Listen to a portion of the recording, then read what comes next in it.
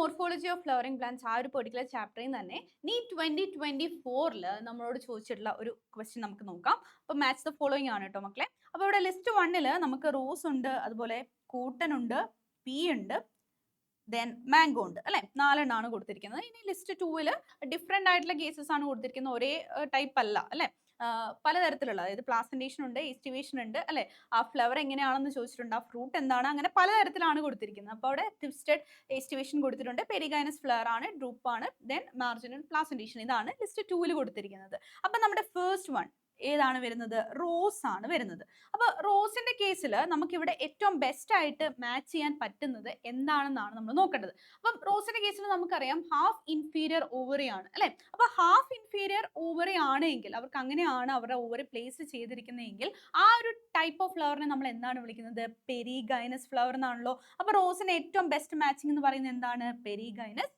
Flower ആണ്. അപ്പൊ A എന്ന് പറയുന്നത് എന്താണ്? 2 ആണ് കേട്ടോ.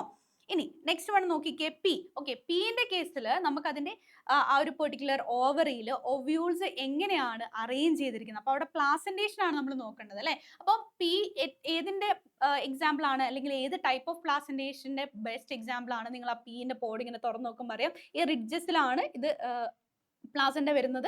അതിൽ കൂടെ 2 റോസ് ആയിട്ട് എന്താണ് നമ്മുടെ ഒവ്യൂൾസ് അവിടെ അറേഞ്ച് ചെയ്തിട്ടുണ്ടാവും. ആ ഒരു പെർട്ടിക്കുലർ അറേഞ്ച്മെന്റിനെ അല്ലെ, റിഡ്ജസിലൂടെ വരുമ്പോൾ, എൻഡിലൂടെ വരുമ്പോൾ നമ്മൾ എന്താ വിളിക്കുന്നത്? അതിനെ മാർജിനൽ പ്ലാസന്റേഷൻ എന്നാണ് വിളിക്കുന്നത്. അപ്പൊ പി എന്തിന്റെ എക്സാമ്പിൾ ആണ്? മാർജിനൽ പ്ലാസന്റേഷന്റെ എക്സാമ്പിൾ ആണ്. ബി എന്ന് പറയുന്നത് 4 ആണ് കേട്ടോ മക്കളെ.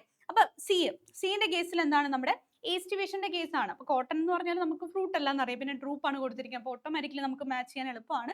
കോട്ടന്റെ കേസിൽ എന്താണ് കാണുന്നത്? ട്വിസ്റ്റഡ് ആയിട്ടുള്ള എസ്റ്റിവേഷൻ ആണ് കാണുന്നത്. അപ്പൊ സി എന്ന് പറയുന്നത് 1 ആണ്. ആൻഡ് ഫൈനലി ഡി, മാംഗോ എന്ന് പറയുന്നത് എന്താണ്? ഡ്രൂപ്പിന് എക്സാമ്പിൾ ആണ്. സോ ദാറ്റ് ഇസ് 3 അല്ലെ. അപ്പം ഇതാണ് കറക്റ്റ് മാച്ചിങ് എന്ന് പറയുന്നത്. അപ്പൊ അത് ക്ലിയർ ആണെന്ന് മിസ് വിചാരിക്കുകയാണ്. അപ്പൊ ഇവിടെ കറക്റ്റ് ഓപ്ഷൻ വരുന്നത് എന്താണ്?